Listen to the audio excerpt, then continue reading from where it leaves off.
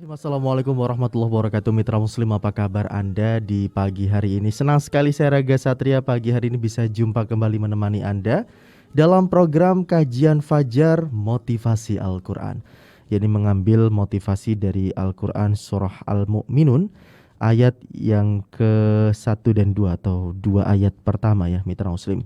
Jadi tentang salat khusyuk, satu-satunya jalan menuju Allah, atau ini sebagai rangkaian lanjutan dari pembahasan sholat sebagai mi'raj orang beriman bagian yang ketiga. Tentunya pagi hari ini Mitra Muslim kita sudah tersambung juga dengan narasumber. Langsung saja kita sapa beliau.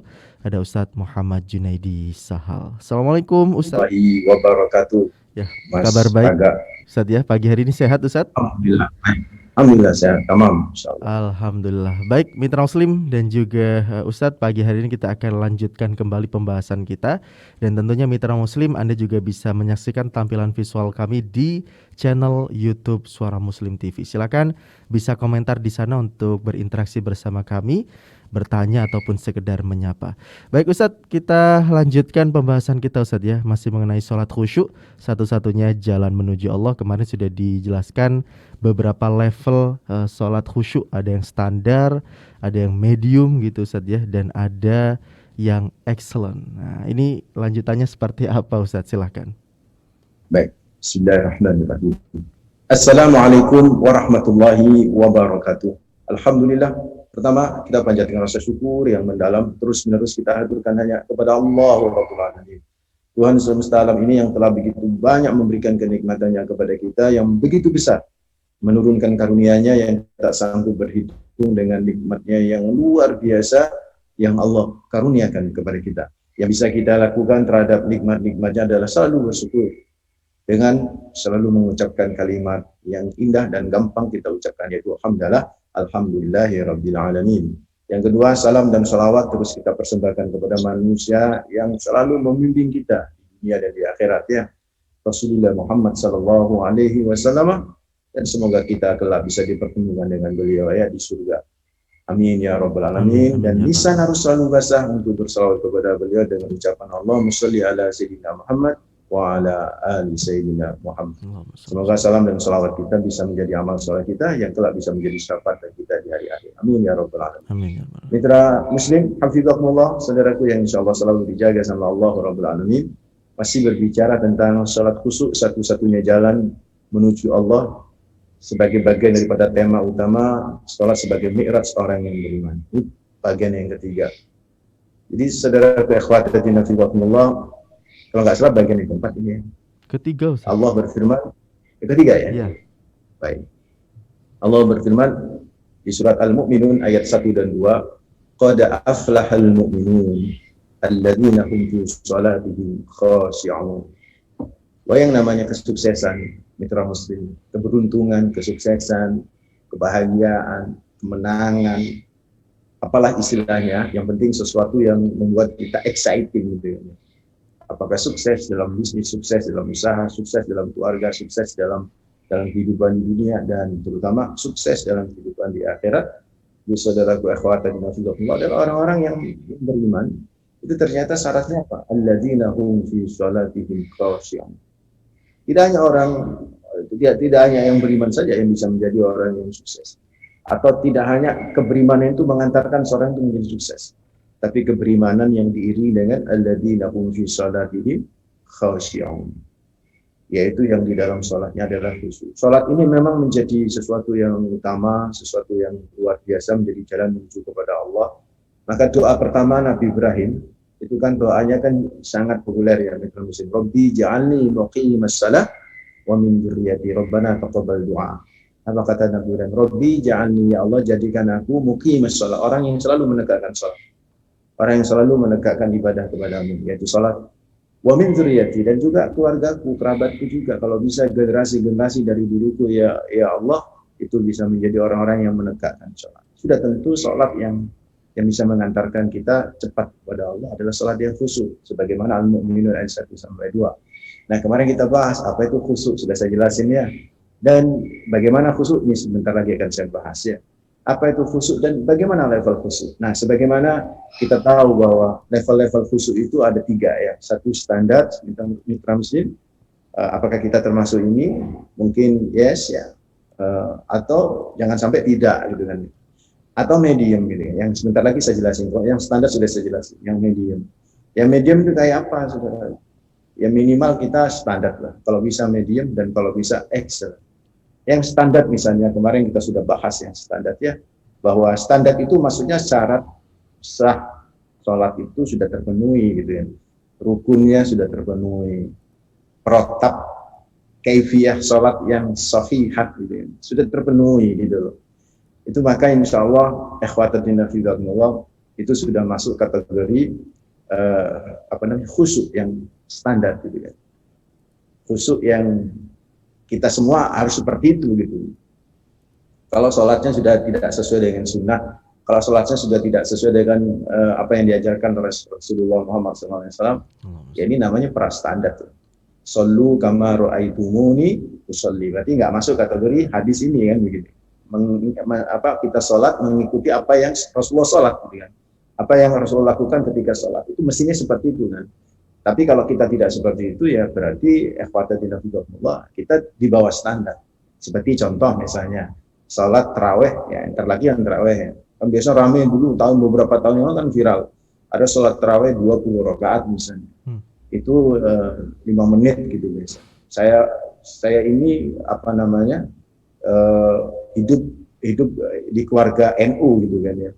Artinya hidup di darah saya mungkin ya darah NU gitu. Artinya ubudiyah saya sama dengan saudara-saudara saya yang di Nahdlatul Ulama. Sepengetahuan saya ya kiai-kiai saya dulu ketika saya di pesantren itu tumak ninah itu menjadi rukun Mas Raga. Tumak ninah itu jadi rukun. Jadi dan itu di kalangan mazhab Syafi'i seperti itu. Jadi kalau tidak tumak ninah ya nggak sah sholat. Gitu. Nah, saya mikir 20 rakaat 5 menit. 20 rakaat 5 menit.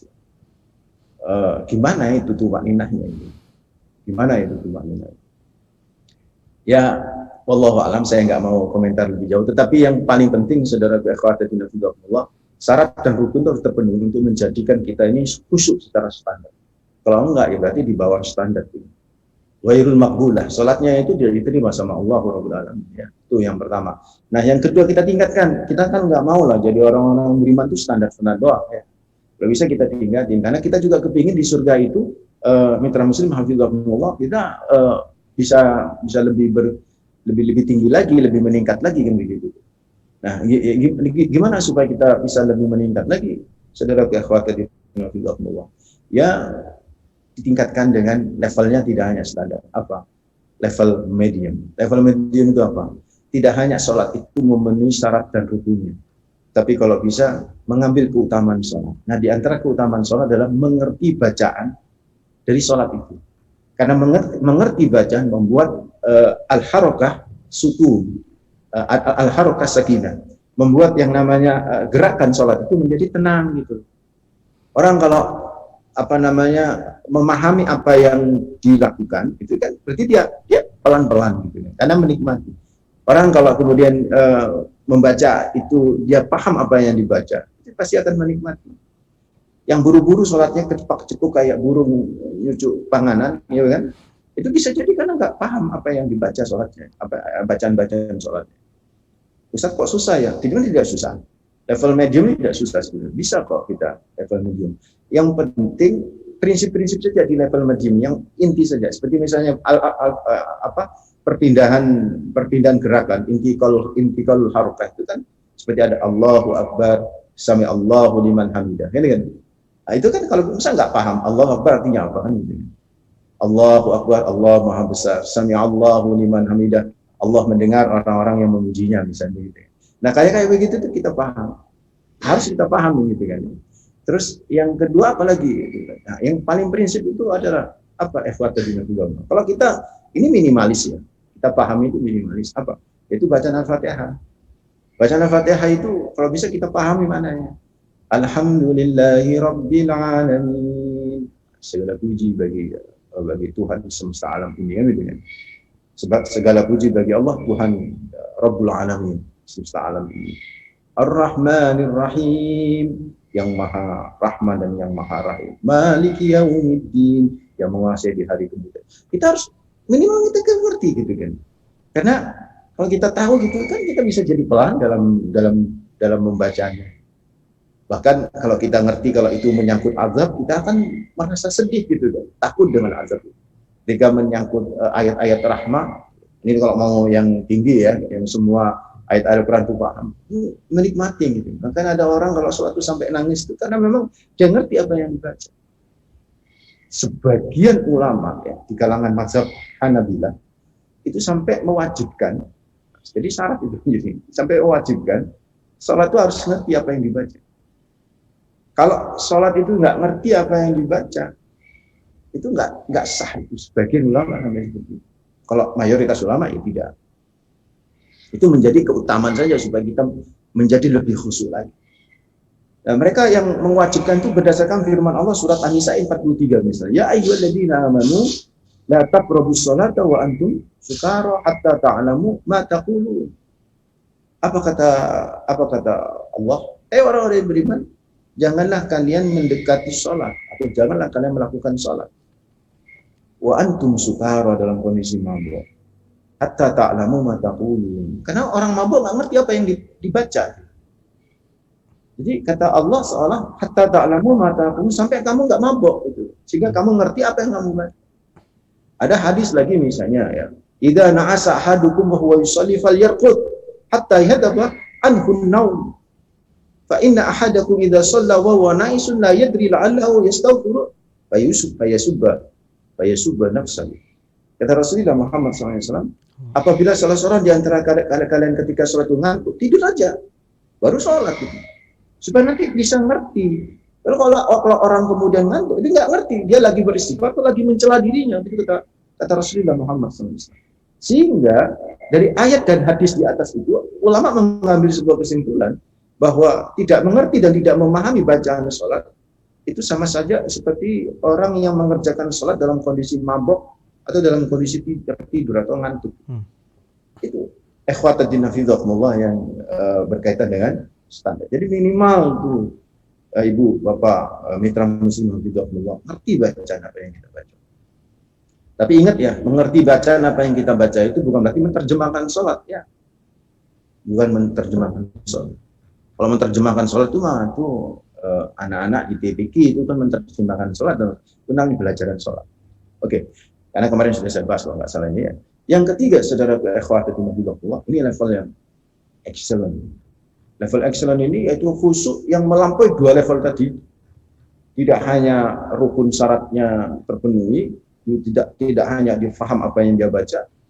Yang paling penting itu dia konsentrasi gitu, bahwa dia lagi menyembah Allah Rabbul Alamin, lagi berhadapan dengan Allah Azza wa Jalla, lagi ibadah yang benar-benar ini menjadi jalan yang utama menuju kepada Allah Azza wa Jalla. Dia konsentrasi. Dulu Mas Raga ketika ada kisah ya, memang riwayat ada menyatakan itu Sayyidina Ali, tapi yang saya tahu ya riwayat itu dari beberapa ulama yang mu'tamad itu menyatakan itu adalah terjadi pada diri seorang sahabat yang bernama Abbad bin Bishr. Jadi Abbad bin Bishr ini kena panah itu, 3 panah menancap di tubuh beliau, di paha itu. 3 panah ketika dia menjaga pos penjagaan, tiba-tiba ada yang manah dia. Bayangkan ada 3 cocok gitu kan ya. Itu kena dicabut lor karena panah itu kan nyantol gitu. Kalau sudah masuk daging itu cabut pasti berotol. Yang namanya daging sakit luar biasa. Jadi kalau dicabut dia kesakitan nih sahabat Abbad bin Bishr ini. Nah, akhirnya apa? Ada yang ngusul, coba aku sholat aja. Sholat dia sholat. Tolong ya nanti kalau pas waktu aku sholat ya cabutan gitu. Nah, dia sholat nih. Allahu Akbar. Sampai salam gitu. Selesai salam dia berdiri lagi dia. Kenapa nggak dicabut gitu dia? Dia agak mangkel sama sahabat-sahabatnya. Kenapa nggak dicabut? Kan tadi kalau bisa aku sholat cabut. Apa kata sahabatnya? Bingung juga sahabatnya. Loh, kamu ketika takbir, Mas, Allah, itu kita cabut itu dengan cepat. 3 itu. Ya nyadar loh. Oh, mau dicabut. Dilihat nggak ada sudah panah. Dulu ketika saya dulu ya beberapa tahun yang lalu, ketika saya membaca ini riwayat, saya dulu orangnya rasionalis, Mas Raga. Lebih yang depan lagi. Saya bilang begini, nggak masuk akal begitu, nggak masuk akal. Mana ada orang tak terasa. Baru setelah kemudian booming hipnoterapi, terapi melalui hipnotis yang bisa mengalihkan pikiran sehingga yang asalnya fobia suatu binatang kemudian dia alihkan kepada pikiran yang lain yang positif dari binatang itu jadi senang dengan binatang. Dan itu ada ilmunya gitu loh. Itu bukan mistik, bukan sihir, itu ada ilmunya. Dan itu ada pelajarannya dan itu ada mahal itu biaya untuk belajar itu. Di kalangan dunia psikologi pasti itu diajarin hipnoterapi. Makanya saya juga mikir, kenapa ya dokter-dokter anak itu mesti di ruangannya itu banyak boneka-boneka. Ini kan dokter itu kalau anak-anak itu kalau dokter itu udah ketakutan. Ketika ngelihat boneka, pikirannya teralihkan. Dan dia jadi angel. Ada temen itu kan yang ketika nyunat ya, hitan ya. Itu yang di hitan tuh awal ketakutan, ketakutan. Terus akhirnya diajak ngomong tentang hadiah. Hanya hadiah saja, jadi difokus ke hadiah. Terbengong-bengong nih anak. Dia diajak ngomong dia, tapi tangannya jalan. Anak itu ya, cuman kaget sedikit, kaget yang merasa, tapi ini sudah selesai. Seperti itu, saudaraku, akhwatir dinillah. Dan saya menguatkan ada sebuah hadis juga bahwa excellent itu bisa ada orang yang sholat itu sampai raganya sendiri, maaf Mas Raga, badannya sendiri itu nggak direkan gitu loh. Contoh Rasulullah sendiri itu kan, Rasulullah Muhammad SAW itu dalam sebuah riwayat itu ya, Sayyidah Aisyah itu berkata, karena Rasulullah SAW idza shalla qama hatta tafattara rijlahu. Qalat ya Aisyah, ya Rasul, qalat Aisyah, ya Rasulullah, atasna'u hadza wa qad ghufira laka ma taqaddama min dhanbika wa ma ta'akhkhar. Faqala ya Aisyah, afala akunu 'abdan syakura, rawahu Muslim. Kata Rasulullah Muhammad sallallahu, kata Aisyah, dulu Nabi itu selalu sholat, idza shalla, apabila beliau sholat, qoma, ketika beliau berdiri, hatta tafattara rijlahu, sampai bengkak kedua kakinya. Bayangkan, berarti kan lama itu. Dan memang Nabi itu kalau sholat itu sholat sunnah ya, lama. Konon dalam sebuah riwayat Ibnu Mas'ud, ada Ubay bin Ka'ab itu pernah jadi makmum Rasulullah Muhammad. Nabi itu kemudian jadi imam. Beliau baca rakaat pertama Al-Baqarah, rakaat kedua Ali Imran, rakaat ketiga An-Nisa. Itu rakaat pertama itu Al-Baqarah dan disambung dengan Ali Imran, disambung dengan surat An-Nisa. Pertengahan baru beliau ruku. Bayangkan, saya pribadi kalau baca surat Al-Baqarah, kalau standar ya, kan Al-Baqarah itu kan 2,5 juz. Satu juz itu sekitar setengah jam, Mas. Berarti kalau 2,5 juz kan berapa itu? Satu jam kan? 1 jam setengah lah. Seperempat. Ditambah Ali Imran itu bisa 1 jam, berarti 2 jam. Jadi bayangkan berdiri 2 jam itu. Itu satu rakaat loh ya. Hatta tafattara rijlahu, sampai kaki Nabi bengkak. Nah itu kok bisa Nabi kakinya bengkak? Berarti kan nggak mikir kaki beliau. Kalau kita itu nggak sholat kalau kaki bengkak. Kalau Nabi sholat sampai kaki bengkak. Kalau kita apa? Nggak mau sholat kalau kaki sudah kena asam aurat. Karena masjid, aduh Mas, kaki bengkak kena asam aurat. Padahal asam auratnya bukan muncul dari sholat. Nabi ini bengkaknya kaki karena dari sholat. Sampai sebegitu bengkak, berarti kan capek begitu dan tubuh itu kan. Tapi tak terasa, kenapa? Karena ada sebuah kenikmatan, ektase kalau dalam bahasa saya. Inilah excellent saudaraku. Awai dewi aku masih turun. Nek dientuk nyamuk sik proso buatan. Kan begitu kan ya. Nah anak kecoa lewat, kebetulan saya fobia sama kecoa. Kecoa lewat sholat, meskipun ngerti apa yang saya baca sampai awake nangis, itu udah soal kecoa lewat yang mencolok, Mas. Masih belum kita itu untuk tingkat gini. Tapi kita harus berusaha. Jangan standar doang. Jangan kemudian media menuang yang ngerti ya, karena kebetulan ngerti jurusan bahasa Arab, ngertilah apa yang dibaca, ngerti. Tapi kan pikiran masih kemana-mana kan bisa itu kan. Istilahnya itu pikiran kita ketika satu seperti kupu-kupu mas.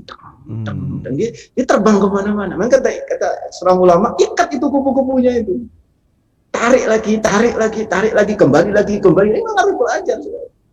Sampai seorang ulama, apakah Imam Abu Hanifah, saya lupa.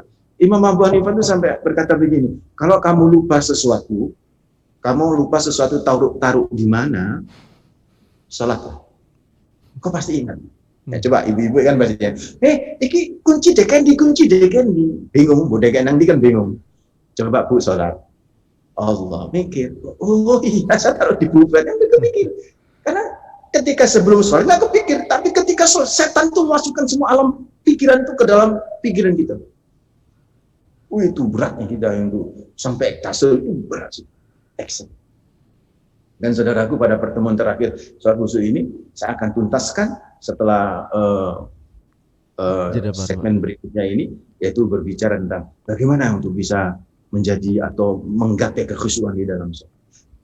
Kalau mau yang excellent ya memang harus latihan terus-menerus, harus latihan terus-menerus. Mencoba sholat malam 2 jam, mencoba sholat malam. Kalau ngapunten, Mas Raga coba sekali-kali sholat 20 rakaat tarawih tapi di Masjid Ampel. Itu garu-garu. Kalau nggak biasa garu-garu. Kan di Ampel itu 1 juz, ya kan? 20 rakaat itu 1 juz di Ampel itu. 20 rakaat 1 juz. Di Ampel nggak ada ceramah. Jadi cuma sholat tarawih aja 20 juz. 20 rakaat itu 1 juz. Itu loh, 20 rakaat 1 juz itu masih standar sebenarnya. Kalau di tempat-tempat lain, misalnya di Mesir, atau di beberapa negara Arab seperti di Saudi, itu kan ya, di Madinah atau di Mekah, itu ada beberapa masjid yang menerapkan itu bahkan di Masjidil Haram ya, kalau nggak salah, saya belum pernah Ramadan di Masjidil Haram. Di Masjidil Haram itu konon katanya 1 rakaat atau 2 rakaat itu bisa beberapa juz, mungkin 1 juz 1 rakaat. Sehingga dalam hatam dalam 20 rakaat misalnya seperti itu, wah itu berjam-jam, wong konon katanya sampai jam 12 malam itu baru selesai sholat tarawih. Bayangkan jam 12 malam baru selesai, kita udah keburu-buru mas sholat, gimana mau bisa excellent gitu kan ya. Tapi semua harus belajar, itulah mesti. Insya Allah nanti kita coba lanjut habis ini setelah pariwara ini. Wallahu a'lam.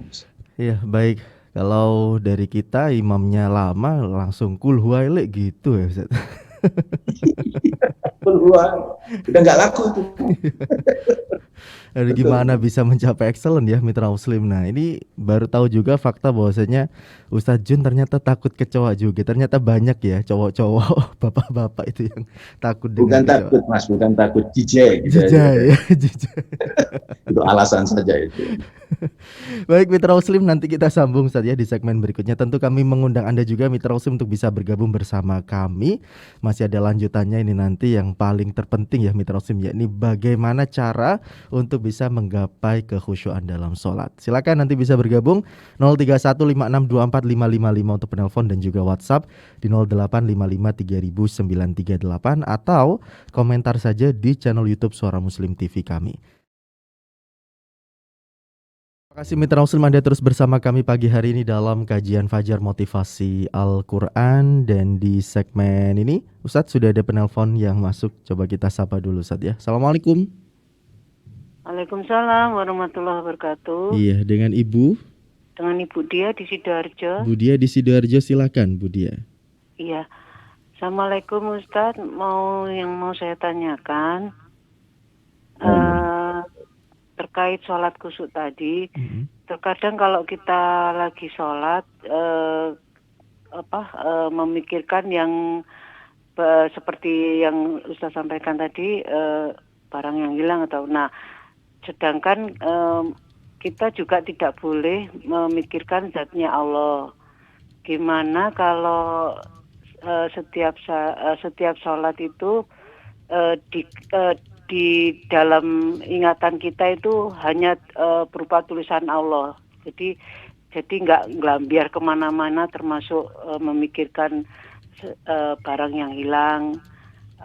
Boleh Ustadz memikirkan huruf Allah seperti itu. Okay. Mohon penjelasannya. Baik. Assalamualaikum warahmatullahi wabarakatuh. Waalaikumsalam warahmatullahi wabarakatuh. Ya, jadi ini mungkin bisa terjawab dengan bagaimana cara khusyuk itu tadi Ustadz ya. Ini beberapa orang memilih untuk memvisualkan gitu Ustadz ya. Jadi kalau memikirkan zat Allah kan tidak boleh, ini memvisualkan lafaz Allah gitu. Nah, ini seperti apa Ustadz? Baik. Bismillah. Saya lanjut karena nanti di jawaban atau di penjelasan saya tentang bagaimana kita bisa menggapai sholat khusyuk itu dari pertanyaan Ibu tadi itu akan terjawab. Oke. Tapi ke penelpon dulu Ustadz ya.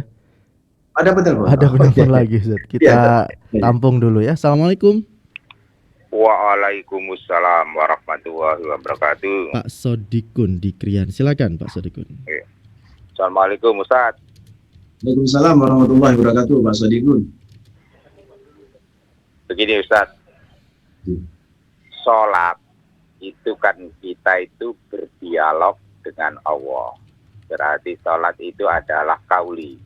Dan sholat itu adalah gerakan, fi'li, kan begitu.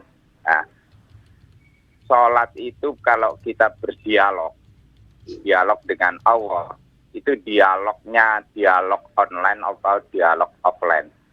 Nah, kan begitu.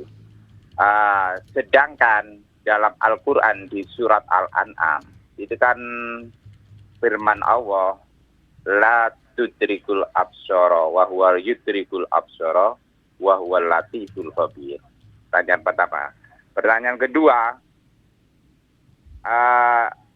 saat Nabi Mi'raj itu apakah Nabi bertemu dengan Allah secara langsung atau face to face, atau hanya ada penghalang miskat ya kan begitu. Sedangkan Nabi Musa sendiri kan mau ingin bertemu Allah, itu kan disuruh ke Bukit Sinai, ya kan begitu. Dia tidak akan mampu untuk melihat Allah dan dia jatuh pingsan. Itu bagaimana penjelasannya? Terima kasih. Assalamualaikum warahmatullahi wabarakatuh. Waalaikumsalam warahmatullahi wabarakatuh.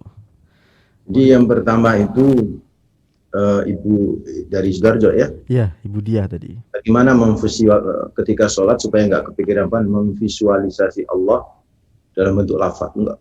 Kalau bisa dihindari ya. Kalau ini sementara pendapat saya dulu. Nanti kalau ada pendapat ulama yang lebih bisa mu'tamad, bisa dipakai. Karena memang kadang-kadang yuwaswisu fi sudurinas, Mas Raga, itu jadi dikhawatirkan nanti akhirnya lama-lama ya Allah itu ya kayak lafaz itu kan jadinya begitu. Jadi hindari dulu. Jadi terus gimana Ustaz? Ya kembali lagi bahwa gimana cara kita untuk menggapai kekhusyuan. Jadi perlu diketahui bahwa sholat itu bukan kita harus melihat Allah gitu. Itu nggak mungkin. Dan itu menjawab pertanyaan juga dengan siapa Pak Sodikun. Nanti saya akan lebih jelasin lebih detail lagi. Jadi saudaraku ikhwati fillah, yang pertama itu bahwa supaya kita khusyuk di dalam sholat. Saya jawab dulu dari Ibu ini. Tapi telepon udah masuk. Iya, kita sapa dulu Ustaz ya. Assalamualaikum. Assalamualaikum. Waalaikumsalam. Pak Sumo ini ya? Pak Sumo di Gresik. Iya, silakan Pak Sumo di Gresik. Assalamualaikum Ustaz. Waalaikumsalam warahmatullahi wabarakatuh, Pak Sumo. Silakan. Untuk menjaga digoda setan dan agar bisa mencapai kekhusyuan ya, insya Allah bisa khusyuk. Kalau imamnya itu baca Fatihah itu saya artikan dalam hati, kadang saya ngomong lirih mengartikan arti surah yang dibaca sama imamnya itu, agar di samping kanan kiri saya itu bisa ngikutin saya agar bisa khusyuk.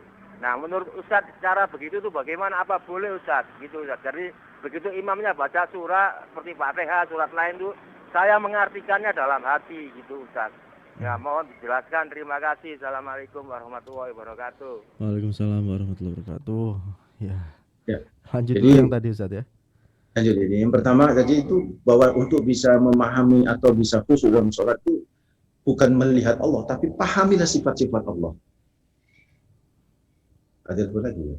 Oke, kita sapa dulu. Assalamualaikum. Waalaikumsalam. Dengan Bapak Pak Jun. Pak Jun di Surabaya ya, silakan Pak Jun. Nah, gini, yang mau saya tanyakan untuk bacaan sholatnya. Mm-mm. Itu katanya gimana kata? Itu untuk urutannya itu Ustaz. Itu antara tabat idajah. Itu kan umpama baca pertama itu rakaat pertama harus baca idajah, terus baru tabat. Nggak boleh tabat dulu terus idajah. Benar apa salah gitu Ustaz? Oh, Ya. Urutan nomor suratnya Ya, gitu ya. Ya. suratnya Baik. itu aja. Assalamualaikum. Waalaikumsalam warahmatullahi wabarakatuh. Warahmatullahi wabarakatuh. Ya. Di stop dulu pertanyaannya apa ya? Kita jawab. Iya, di stop Ya. dulu Ustaz. Kita jawab dulu yang sudah masuk, ada 4 penelpon ini. Pertanyaannya jadi susah nanti. Jadi pertama jadi Ibu dari Sidoarjo tadi itu bersembahyang, bukan sembahyang, sholat ya, beribadah sholat itu bukan berarti kita harus melihat Allah. Ini nggak perlu ada visualisasi, karena bahaya kalau ada visualisasi itu, saudara. Ya, jadi apa yang intinya? Ya sholat itu kita supaya kita khusyuk, kita mengenal sifat-sifat Allah. Misalnya kita ketika sholat kita meyakini bahwa Allah lah Ar-Rahman. Ketika kita punya masalah dalam problem hidup kita sholat ya. Di situ kemudian kita meyakini bahwa Allah akan memberikan apa yang kita butuhkan. Ar-Rahman, Ar-Rahim, Maliki Yaumiddin. Itu sambil kita pahami, sambil kita sifat-sifat Allah itu kita benar-benar ma'rifat. Seperti gini ya. Ketika seorang itu masuk ke ruang lukisan, pameran lukisan, seperti kemarin saya ceritain, kalau dia benar-benar paham tentang lukisan itu, dia akan berlama-lama mengamati sebuah lukisan itu. Dia akan menikmati. Seperti itu kita sholat. Kalau kita paham tentang Allah, sifat-sifatnya, baik sifat af'alnya, memahami sifat-sifatnya, af'alnya, kemudian memahami, bukan dalam zat. Kalau zat nggak bisa kita. Ya. Sifat-sifat Allah seperti nama-nama Allah yang 99, kita pahami banget itu kan. Masya Allah, itu kita akan membuat nikmat dan nyaman kita beribadah kepada Allah. Itu untuk yang pertama jawabannya. Terus yang kedua tadi pertanyaan Pak Sodikun gimana? Pak Sodikun, sholat itu dialog dengan Allah, ada qawli, ada betul. fi'li. Jadi sebagaimana pernyataan Imam Hasan al-Basri, man arada ayyukallimahullahu fa'alaihi bil Qur'an, wa man arada ayyukallimallaha fa'alaihi bis shalah. Barang siapa yang ingin Allah ngobrol kepadanya, ya bacalah Al-Qur'an. Dan barang siapa yang seseorang kepingin ngobrol dengan Allah, fa'alaihi bis shalah, maka salatlah. Karena salat itu ngobrol. Offline atau online. Ngobrolnya ya langsung itu, dan kita ngobrol sama Allah itu langsung. Tidak pakai online, Pak. Kalau online itu kan masih melalui sebuah media. Maka saya tadi katakan ya, kalau online kan sebenarnya online ya, kan masih melalui media ya. Kalau offline kan langsung. Kita sama Allah itu langsung, azza wa jalla. Dan kita nggak usah mikir bagaimana Allah bisa membuat offline dengan waktu yang berbeda. Itu kan pikiran kita yang nggak sanggup untuk memikir seperti itu. Allah kuasa atas segala sesuatu. Offline Pak kita dengan Allah. Munajat itu offline. As-sholatu munajat, sholat itu adalah munajat, itu offline. Bahkan ada sebuah riwayat, kenapa kita tak boleh meludah ke depan? Kita nggak boleh meludah ke depan. Kita kalau ada sesuatu kan diudahkan ke kiri atau ke bawah kaki kita kan, nggak boleh ke depan. Karena antara kita dengan mihrab itu ada Allah. Antara kita dengan mihrab itu ada Allah. Dan kita nggak usah mikir juga, ya. Itu bukan ranah kita dan nggak boleh gitu kan mikir. Dan ini mujassimah nanti kita kan begitu kan ya, mempersonifikasi Tuhan, memvisualisasi Tuhan, nggak boleh itu. Jadi saudaraku akhwatidina fillah itu Pak Sodikun. Tadi ada pertanyaan Pak Sodikun yang lain yang saya sempat. Kemudian ketika Nabi Mi'raj itu bertemu face to face atau masih ada penghalang Ustaz? Kalau Nabi Musa saja tidak mampu gitu. Ikhtilaf. Itu ikhtilaf. Nanti bisa tanyakan ke yang bahas akidah ya, Ustaz Mudhafar. Ustaz Mudhafar ya, Al-Mukarram Ustaz Mudhafar. Itu ikhtilaf. Jadi Sayyidah Aisyah sama Sayyidina Ibnu Abbas itu berbeda pendapat tentang Allah, apakah Nabi melihat langsung Allah atau tidak bisa melihat langsung Allah. Jadi kalau Sayyidah Aisyah tidak bisa melihat, kalau Ibnu Abbas itu melihat Allah. Jadi itu ikhtilaf di kalangan ahli sunnah wal jamaah sendiri ikhtilaf. Tapi ya yang jelas bahwa Rasulullah cuma mengatakan saya bertemu dengan Allah. Ketika seorang sahabat itu bertanya bagaimana pertemuannya, bagaimana kau melihat Allah, Nabi Muhammad menyatakan menyatakan begini, seperti kau melihat bulan purnama yang tersingkap di awan. Jadi Allah begitu kan ya. Itu artinya itu nggak perlu kita badan, kita bahas itu juga nggak menambah keimanan kok. Jadi justru nanti akan terjadi perdebatan. Itu untuk Pak Sodiqun. Berikutnya tadi. Lanjut Pak Sumo tadi, imam baca Al-Fatihah, kemudian beliau mengartikan secara lirih dalam hati gitu. Boleh. Jadi kalau lirih nggak boleh. Kalau lirih nggak boleh. Kalau lirih kan bersuara itu. Kalau di dalam hati silakan, ya kan? Kalau di dalam hati silakan untuk supaya konsentrasi. Tapi kalau lirik itu ngomong nggak boleh. Nggak boleh ada omongan selain bacaan Al-Quran, tasbih, tahmid yang ada di dalam sholat. Nggak boleh. Kita baca yang tidak diajarkan Rasul juga nggak boleh. Gitu. Tapi kalau di dalam hati, monggo, nggak ada masalah. Ada lagi, Mas Raga? Pak Jun tadi yang terakhir nih. Oh, Pak Jun. Kenapa? Bacaan sholat, urut-urutan suratnya itu, apakah harus sesuai? Itu ada. Kalau nggak salah ada di kitab Adabul Quran karya Imam An-Nawawi yang pernah dibahas oleh Ustadz siapa yang Ulumul Quran? Ustadz Muhalim Al-Mahir. Ustadz Halim. Itu beliau kalau nggak salah pernah bahas itu. Jadi itu saya juga punya kitabnya. Itu memang dianjurin kita untuk membaca itu harus urut. Ya, harus urut. Jangan kebalik-balik. Gitu. Misalnya di rakaat pertama kita baca idza jaa nasrullah wal fath. Rakaat kedua kita baca tabat itu begitu, enggak apa-apa. Ya, seperti itu harus urut. Enggak boleh dibalik-balik gitu kan. Itu ulama-ulama itu ijtihad para ulama untuk supaya adab dalam membaca Al-Qur'an, ada etika dalam membaca Al-Qur'an. Wallahu a'lam. Oke, baik itu tadi. Terima kasih untuk Mitra Muslim. Ini kita sisa 5 menit Ustadz. Mungkin penjelasan tentang cara salat khusyuk tadi Ustadz. Baik. Jadi saya tutup teleponnya ya. Nggak usah ada masuk lagi, mohon maaf. Biar selesai kajian kita untuk salat khusyuk ini. Jadi yang pertama memahami dan mengenal sifat-sifat Allah ya. Supaya kita benar-benar bisa khusyuk di dalam salat. Itu kan ya.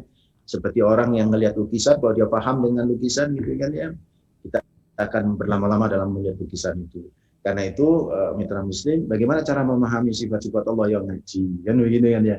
Semakin kita paham tentang ma'rifatullah, tentang bagaimana sifat-sifat Allah yang Ar-Rahman, ini satu contoh saja itu. Yang Al-Jabbar, ya, Al-Mutakabbir dan sebagainya. Semakin kita paham, semakin kita itu bisa menikmati dalam sholat. Karena kita berhadapan dengan zat Al-Khaliq, pencipta yang Masya Allah sifat-sifatnya lah yang tidak ada yang serupa. Laisa lahu kamislihi syai'un, yang tidak ada baginya semisal yang serupa dengannya. Jadi kalau kita bisa memahami seperti itu, Masya Allah, kita khusus sholatnya. Yang kedua apa? Ya coba ketika kita sholat, ibu-ibu Pak, meyakini ini adalah sholat yang terakhir. Boleh Pak Ustadz? Ya itu yang diajarkan Nabi Muhammad. Jadi Abu Ayyub An-Ansari itu menceritakan ja'a rajulun ila Nabi Muhammad sallallahu alaihi wasallam, ada seorang yang kemudian datang ke Rasulullah Muhammad sallallahu alaihi wasallam, faqala ya Rasulullah allimni wa aujiz. Ya Allah, beri aku nasihat yang ringkas, yang simple. Qala, maka Nabi menjawab, idza kumta fi salatika fasalli salata muwadda' fasalli salata muwaddi'in wala takallam bi kalamin ta'tadiru minhu wa jam'il ba'sa amma fi aidin nas. Kata Rasulullah, kalau kamu salat, idza kumta fi salatika fasalli salata muwaddi'in. Fasalli salata muwaddi'in. Kalau kamu salat, cobalah kau merasa ini sebagai salat yang terakhir bagi dirimu. Ya orang kalau ini salat terakhir, besok enggak salat, besok kiamat misalnya gitu. Besok kita mati gitu misalnya. Kita akan memperbaiki itu. Meskipun kayak kupu-kupu tadi terbang ke kiri, terbang ke kanan, ditarik lagi, dimasukkan lagi, dia konsentrasi lagi begitu. Orang kalau ngerti bahwa itu adalah sholat yang terakhir, Masya Allah, dia akan melakukan yang terbaik, saudara. Sebagaimana misalnya ada anak kita ujian, karena yang kemarin gagal, terus sama dosennya ngomong, ya sudah, ini yang terakhir. Kira-kira apa Mas? Kita ya mahasiswa saya itu kalau belajar kalau itu ujian terakhir tidak ada lagi, lempengnya luar biasa. Semalam bisa untuk melean hanya untuk buka buku ya, buka diktat itu ya, untuk belajar supaya mendapatkan yang terbaik. Maka demikian pula kalau kita sholat menganggap itu adalah sholat yang terakhir, sholat muwaddi'in, yaitu sholat seolah-olah ucapan selamat tinggal itu, buat sholat yang terakhir, maka insya Allah kita akan memperbaiki sholat itu. Yang ketiga adalah memahami keutamaan sholat yang berkualitas. Banyak ini sebenarnya bagaimana kita memahami sholat-sholat yang berkualitas ya. Orang gini ya, saya perumpamaan gini, ketika ada anak kita malas belajar, kita biasanya kan menjanjikan sesuatu kan, sayang, belajar ya, ntar malam ya, nanti habis belajar saya ajak ke mall, misalnya begitu. Kan semangat anak itu. Oh, aku kalau belajar nih dapat jalan-jalan ke mall, kan begitu kan ya. Atau gini, Mas, belajar ya, nanti kalau belajar kamu itu loh jadi orang yang pintar, jadi orang yang sukses, jadi orang yang dihargai orang karena punya ilmu dan sebagainya. Ini kita punya semangat gitu. Makanya di dalam Islam juga ada yang namanya hadiah atau bonus-bonus yang dalam bahasa kita pahala gitu kan ya, supaya kita punya semangat yang luar biasa. Maka demikian pula sholat yang khusyuk itu utamanya muasal banyak. Hadis-hadis itu yang dikumpulkan oleh guru saya itu ada 25 hadis tentang bagaimana keutamaan sholat. Di antaranya nanti bisa baca di artikel ya karena ini waktu ya. Sholat itu bisa memberikan imunitas dan kekebalan dari perbuatan kemaksiatan. Ini surat Al-Ankabut ayat 45. Inna sholata tanha anil fahsya wal munkar. Sholat itu bisa mencegah dari perbuatan fahsya, keji dan munkar. Ada lagi sholat bisa membuka pintu pertolongan Allah ya. Wasta'inu bis-sabri was-shalah wa innaha lakabiratun illa 'alal khashiyin. Jadi pintu pertolongan itu dari sabar dan salat. Cuma 2 kuncinya. Kalau kita ingin sukses, bersabarlah. Dan yang kedua adalah salat. Jadi kalau kita ngerti, waduh, salat itu ternyata bisa membuka pintu kesuksesan. Salat itu bisa membuat kita dekat sama Allah. Salat itu bisa menjadikan kita ahli surga itu kan. Kan Rasul juga menyatakan, siapa saja salat 5 waktu, maka dia seperti mencuci ke kali atau ke sungai itu 5 kali. Bersih gitu kan. Berarti kita bersih. Kita kan jadi semangat gitu kan. Maka sholatnya kita semangat, khususnya kita semangat. Seperti itu kalau kita tahu keutamaan sholat. Itu yang ketiga cara kita beribadah supaya khusyuk sholatnya ya. Yang ke berapa itu ya? Yang keempat, memahami fikih sholat. Itu penting. Syarat-syaratnya dipahami, rukun-rukunnya dipahami. Kayak tadi itu saya ngasih contoh sholat kecepat-kecepat kayak manuk nunjuk panganan itu kan nggak ada tumak ninahnya. Yang penting cepet-cepetan itu kan apa itu sholat model kayak begitu? Itu kan sholat yang tidak memenuhi syarat dan rukunnya, berarti nggak paham fikih kan begitu kan ya. Nah ini harus dia kalau fikihnya paham itu dia akan khusyuk sholat. Bahkan andai di depannya itu ada orang yang berbeda sholatnya dengan dirinya, itu kan ada teman. Saya pernah sholat di Masjidil Haram. Di Masjidil Haram itu masya Allah itu semua manusia kumpul di situ dengan berbagai mazhab, ya kan. Di samping saya, ada teman saya sholat di sampingnya itu ada orang sholat yang nggak pakai sedekap. Allahu Akbar, lepas dia. Udah tuh gak khusyuk. Gua dicerita ketika selesai sholat, aku gak khusyuk sholat di umum. Apa? Gak disedekap ya, apa? Kesel tak sholat sama gitu. Dianggap kesel sholat itu sampai gak sedekap itu kan.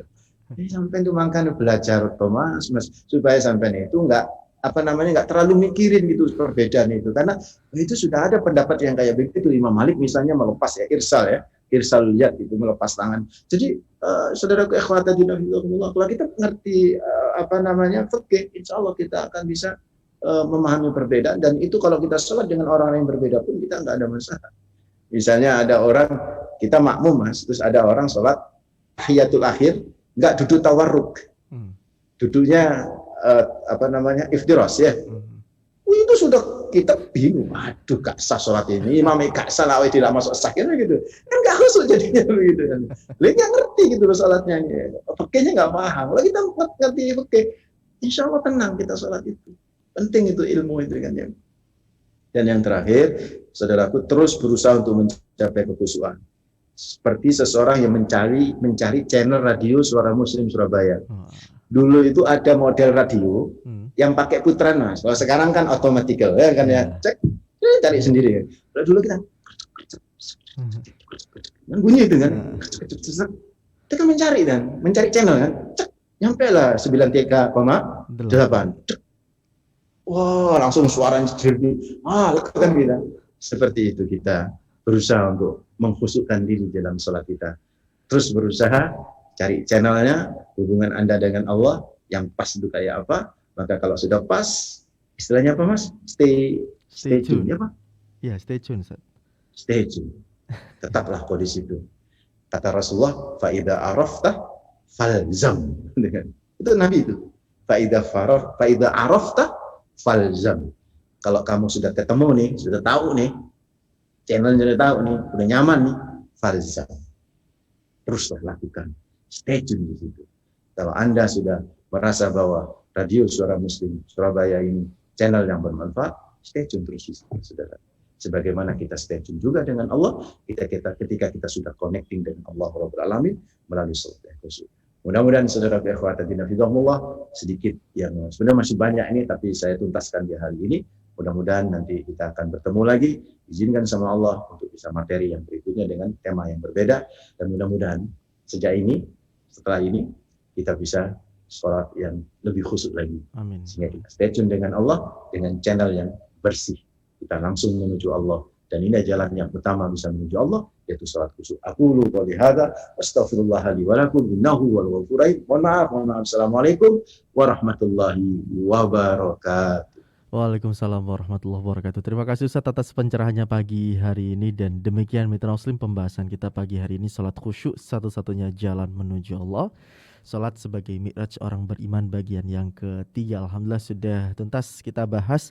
Dan jika Mitra Muslim tertinggal menonton atau mendengarkan kajian dari awal, Anda bisa menontonnya kembali di channel YouTube Suara Muslim TV. Atau kalau ingin artikelnya silakan langsung kunjungi laman suaramuslim.net. Silakan di search saja salat khusyuk gitu ya, nanti akan keluar artikel dari Ustadz Junaidi yang baru saja kita dengarkan penjelasannya. Nah Mitra Muslim, kami ucapkan terima kasih kepada seluruh mitra siar yang bertugas di Suara Muslim Radio Network. Ada Kiki Rizkyani di Suara Muslim Lumajang, kemudian di 88,7 Kaliga FM Suara Muslim Tuban, kemudian di 96,2 Samara FM Tulungagung, ada Anwar Fuadi, dan di 97 Mitra FM Batu ada Mahbub yang bertugas. Saya Raga Satria dan juga videografer Edi Haryanto mohon pamit. Terima kasih Anda telah mendengarkan. Subhanakallahumma bihamdika nasyhadu alla ilaha illa anta nastaghfiruka wa natubu ilaik. Maha suci Engkau ya Allah, dan dengan memujimu kami bersaksi tidak Tuhan yang berhak diibadahi selain Engkau. Kami mohon ampun dan bertaubat kepadamu. Wassalamualaikum warahmatullahi wabarakatuh.